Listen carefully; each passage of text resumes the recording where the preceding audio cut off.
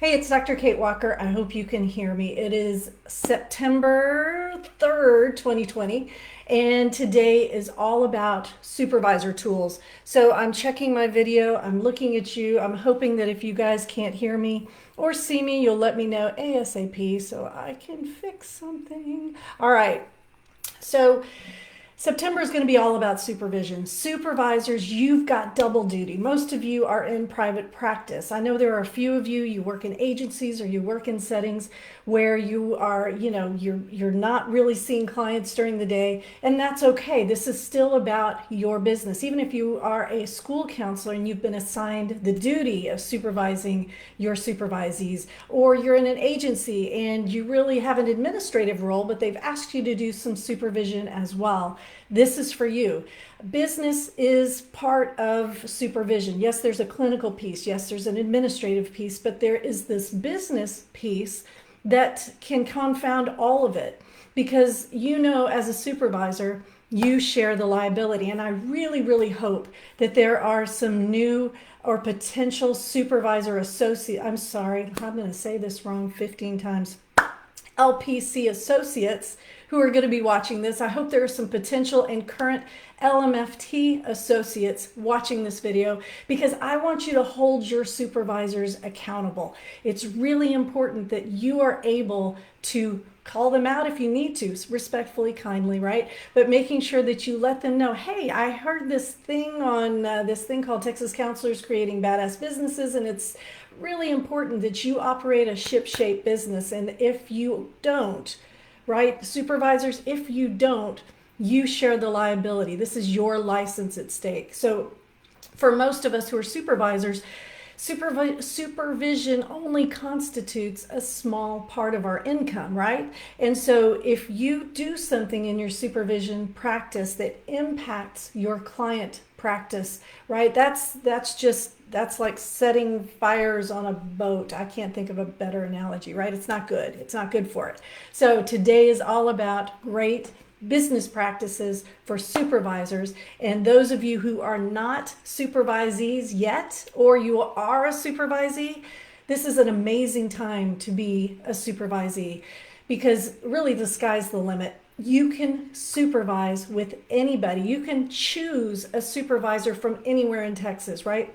The limits of technology, the limits on technology have been removed for both the LPC and the LMFT. I think LMFT still has a limit on like telephonic supervision or, whatever that is, right? So if you are living in a rural area and you want a supervisor in Dallas, you can do that. If you are in Dallas and you don't like I'm sorry, I'm not knocking Dallas. Dallas has great supervisors.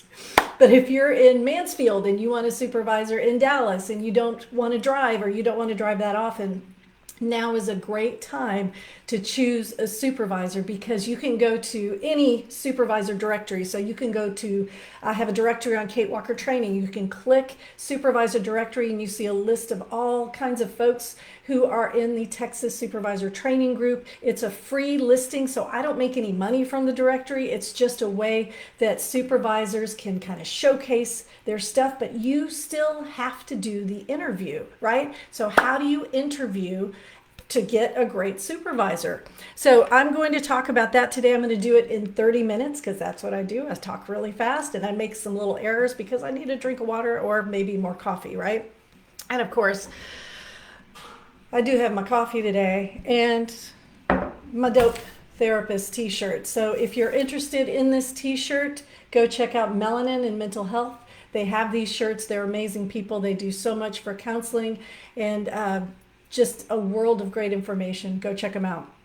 So let's do the thing that makes me money. Right before I do all this free stuff, I have to do the commercials so that hopefully you guys will go buy. What I do for a living is I sell the 40-hour training to become a LPC or LMFT supervisor in Texas. I sell the 40-hour training. It's completely online. Tell a friend. Also, don't forget tomorrow, the Badass Business Meeting is happening. Y'all, this is 2 CEs in ethics. I'm going to talk about business. It's only $50. I'm not going to record it. I'm not going to sell the recording. It's meeting tomorrow at 8 a.m. Yes, we have enough people for this to make. Super excited about that. If you're a member of the Badass Business Builder course, that group on Kate Walker Training. When you purchase the course, you are also a member of Badass Business Builders. You get to do this business meeting for free. So if you haven't signed up for that and you get it for free, come on, go sign up. We're going to talk about business. The Zoom invitation for that is going out today. So if you have registered for the Badass Business Meeting, and it's down here somewhere, check out the thread in the Badass Business Builders Facebook group, and you can still register for that.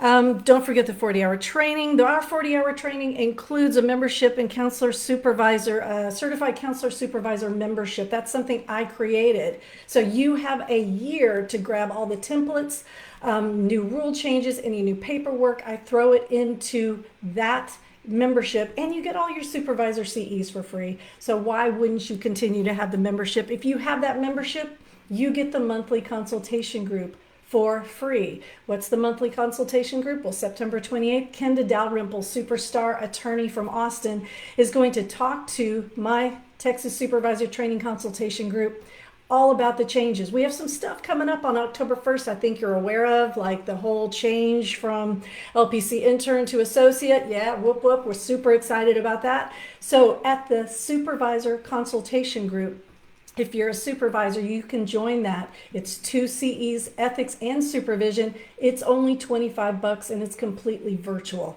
So check that out. Go to katewalkertraining.com and select Supervisor Consultation Group. Again, it's only $25. You can't afford not to join. $127.50 if you pick all 6 meetings for the year. And if you are already a certified counselor supervisor, remember, I said you get that for free for a year. If you took my 40-hour training, then you get all the consultation groups for free. All right, now my favorite part, the shout outs. So happy to have some new members, some new badasses this week. Let's see who they are. I tried to do this last week, it didn't work out. So, and I had somebody just join today, so I want to make sure I get her. So let's welcome new badasses. Summer Allen, Jennifer Aguillo, Tolu Metuhalabe, Tia Sunshine, Ella Nicole Spangler Bankhead, Jenny Bryant, Melanie Yard Gregg, Susan Fow, Brandon Michael, Brand, and Katie George. So happy to have you guys in the group. Let's get to work. All right, now down to business. So when I'm teaching the 40-hour training, a lot of you don't realize that I used to be the liaison to the LPC board for the Texas Association for Counselor Education and Supervision. I was that liaison, so I went to a ton of board meetings, complaint hearings specifically. So that is not a thing anymore. After sunset, the complaints hearings they're now closed, and there are a lot of good reasons for that. And if you come to our consultation group, I'm sure Kenda Dalrymple will talk about that. She was one of the folks who was a voice for making sure that this change happened. So back when I was visiting and attending the LPC board complaints hearings, I would take that information back to the Texas Association for Counselor Education and Supervision, TASES, and I would discuss with them and post for them issues that supervisors were running into. Well, a lot of that information I also incorporate into my 40-hour training. So folks who take my 40-hour training, you should be aware of this stuff because I make you write papers about it. I make you take quizzes about it. I make you work it into your role plays for me. So one of the biggest problems with a supervision practice is having a good invoicing system, how you charge your supervisee. You have to have a regular system to make sure that you're charging them, right? Because a lot of supervisors are under the impression that if their supervisee doesn't pay them, well, then they'll just quit supervising. Okay, it sounds like great business, right? We would do that with our clients. Sure, they don't pay, I don't provide services. What's the problem with that? Well, those are still your clients. So if you draw a line in the sand and you say, fine, you know what, you didn't pay me, I'm not gonna supervise you anymore, that means you're basically letting your clients go unsupervised. Your supervisee may continue, so they're breaking the rules, right? Because they're seeing clients without supervision, and now you are exposed to all kinds of liability. So the supervision contract is actually the very first place where you're going to start your business. You're going to introduce your potential supervisee to your business practices. So helping them understand not just your fee, but the fact that you will invoice them at the beginning of every month, at the end of every month, however you want to do that, that's up to you. And what happens if you miss a payment? You miss one payment, this happens. You miss a second payment, this happens. You miss a third payment, we start transitioning your clients away from you. I'm still your supervisor. And then we start transitioning you to another supervisor. And then we write a letter to the board informing them that I'm no longer your supervisor. And of course, I'm getting a phone call. Shut that off. So hear me clearly. This is not a recommendation. I'm not a lawyer. I'm not your supervisor. I don't play a lawyer on TV. This is one example of how a business practice can expose you to liability, and something as simple as invoicing. And remember, with that invoice is a receipt, right? You must keep a record of payment with your with your supervisee's file. So supervisees, if you're listening to this and you recognize that your supervisor isn't invoicing you and there's no record of payment, you need to address them and let them know that's not best practices, right? That's not a good way to run business. And it exposes both of you to liability. And you can even maybe help them out, help them develop an invoicing system. I mean, you can go to Walmart, buy a little receipt book, just something. Remember, invoice is on the front end. That's how I tell you you owe me money. A receipt's on the back end. That tells me that you paid me money. Both of those things are necessary, right? But the receipt showing that money was exchanged hands, that's the part that needs to be kept in the supervisee file. Now, I'm going to try to look over here. I don't know if I can do this. And I'm going to try to see if there are any comments in our live stream. Let me hit refresh. I need some hold music while I do this, right?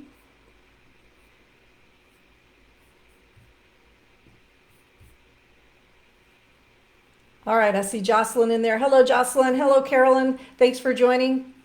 And so if you have questions, you can post them in the thread. I just noticed you can't see my shirt, so I'm going to lean back a little bit. Everybody see my Dope Therapist shirt. Giving a shout out to Melanin and Mental Health. You guys are awesome. All right, so invoicing.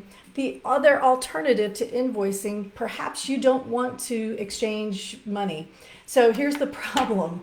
When you take payment from someone, right, that's one thing.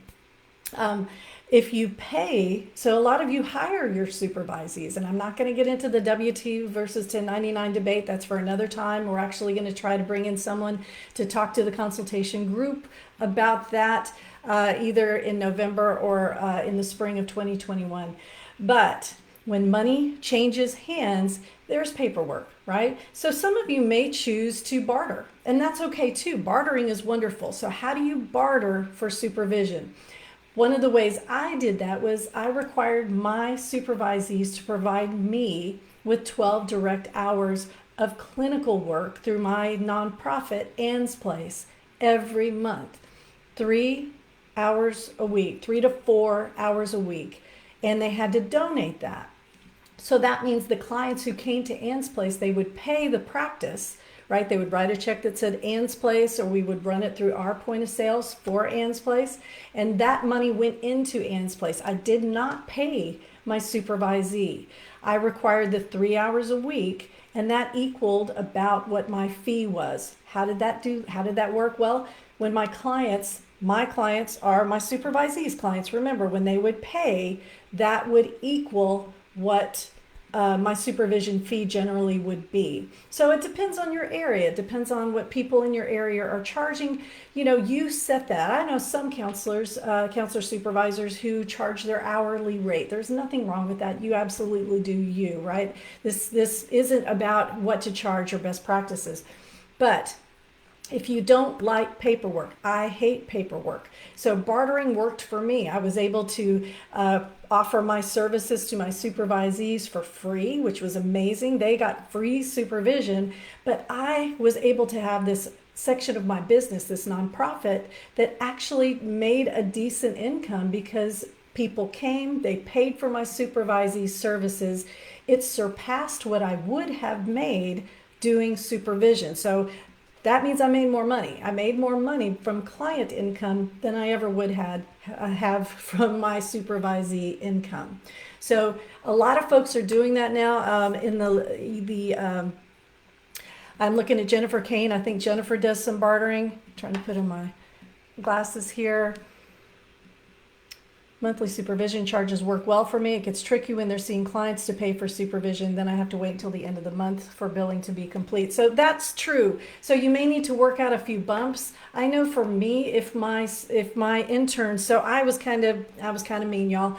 I wanted my supervisees to get the majority of their hours in a different setting than private practice.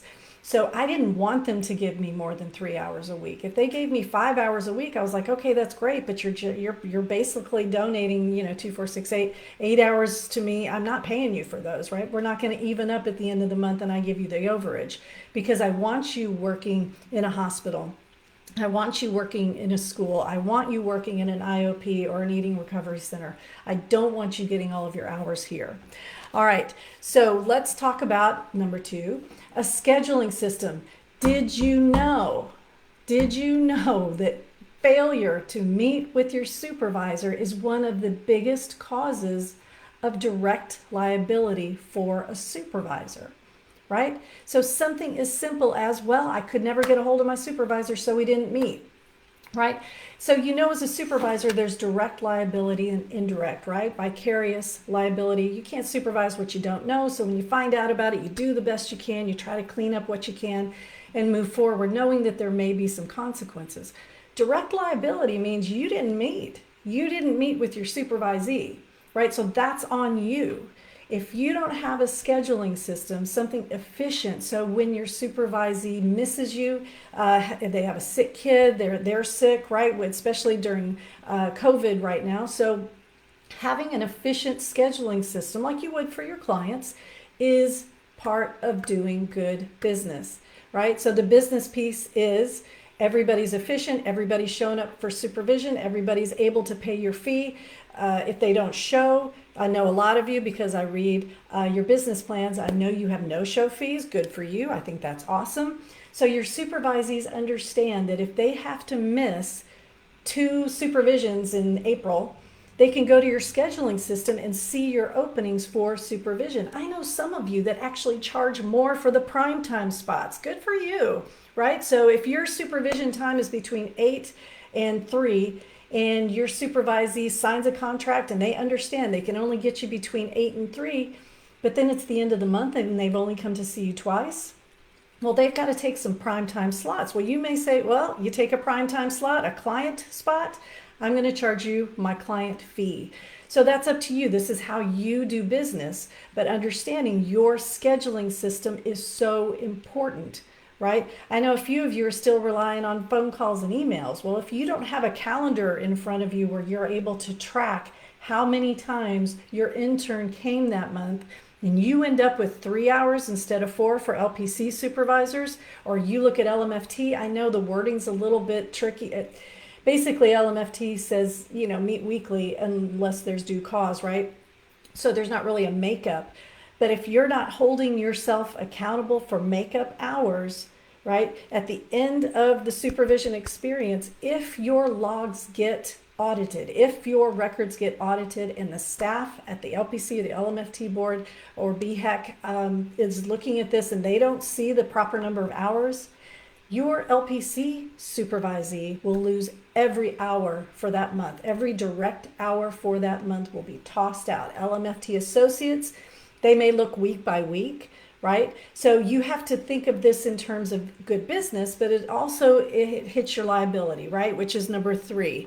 So I'm not going to go into a ton about liability during this Thursday 30 because I think next week we can cover more about liability. I know everybody wants to talk about liability, but tools to mitigate liability, those are tools that will help you stay in business. So if you have a business practice, right? And you're seeing clients and you're doing a great job and you've got your LLC or your PLLC and everything ship shape and you've got an accountant and you're doing great. And then you just kind of try to toss in this supervision practice. Remember what we said earlier. I'm going to stick with my metaphor, right? It's like starting a bonfire on a boat, right? Not a great idea. If you're just going to be kind of loosey-goosey with supervision and then count on your client income and hope that everything stabilizes each other. Not a great idea. So your supervision liability must be addressed. That's a good business decision. Like I said, I'll go into this more next week, Thursday 30. But here, I love this because it all kind of rhymes. Orientation, evaluation, remediation, and termination. If you don't have business procedures for each of these things, I'm going to say it again. Orientation, evaluation, remediation, termination. Right? I read so much from supervisors who don't know the rules about reporting danger to self and others, reporting abuse of a child or neglect of a child or an elderly person. I know folks who don't know the rules about reporting when an adult reveals childhood sexual trauma. If you don't know those rules, you are going to tank your business because you're exposing yourself to liability. So rules, procedures. If you are not in the Texas Supervisor Training Group, as soon as this ends, run, don't walk, go join the group. If you feel like you don't know what's coming up next month, October 1st and beyond, right? We have the establishment of a new organization, the Behavioral Health Executive Council. We still have boards. We still have LPC and LMFT. If you don't know who governs what, and you're just trying to wing it right now, those changes between 2017 and 2019, if you're still not caught up on those, and we're going to add more, and then we're going to add more, you need to have a group. So part of good business tools is having that consultation group so that you know what to put in your orientation. You know how to evaluate your interns, supervisees. I'm going to get that wrong for a long, long time. You understand how remediation works, and you understand that when you terminate, you're still their supervisor until it is acknowledged by the respective boards that supervision has changed. All right, so I'm almost out of time. So today is all about supervisor tools to run your business. I'm trying to stay away from things in particular, to supervision. But of course, liability, that's a part of doing good business. So we talked about money, right? We talked about invoicing. We talked about bartering. We talked about making sure that there's a record of an invoice and a receipt, right? This is what you owe me. This is what you paid me, right? Then we talked about the scheduling system. One of the biggest causes of direct liability for supervisors, just something so simple as getting a free, what do people use these days, like schedulicity or schedulosity? And then bartering, right? Rita in the thread here is saying she uses the Ann's Place model, including requiring a primary site for hours. I'm telling you, it's not a bad way to go. And there's a way to make sure if you're charging on a sliding fee scale for your supervisee services, there is a website you can go to, the U.S. Poverty Standards, so you can do something that it makes sure that you're doing things equally for everyone, all right? And I can talk more about that at another time.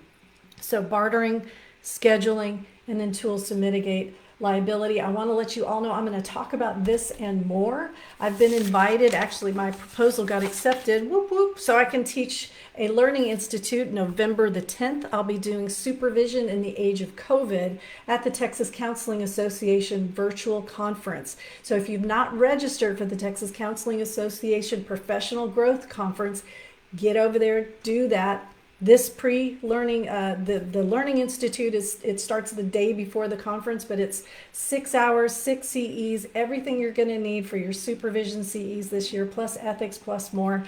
So it's a really good thing, and I'm really excited to be doing that. This month in September, I'm going to be talking about things like telehealth, best practices to make sure that your business is addressing issues with telehealth with your supervisees and supervisees to be. I hope you attend these Thursday 30s this month. This is really, really important stuff. And you have an opportunity that if you're with a supervisor right now and you don't think they're running a tight ship, this is the time to really look at that. Ask questions in the thread here. We've got some great supervisors in here. We've got some great supervisors listed in our Kate Walker Training supervisor directory. So head over there, click a button, make a few phone calls, set up some interviews, ask questions, right? That's what this is all about. Let's see, Jennifer says, would love to get an answer from the board about when the accrual month begins. I know, Jennifer, we've been wanting that answer for a long time. So yeah, if somebody gets the answer to that, please post.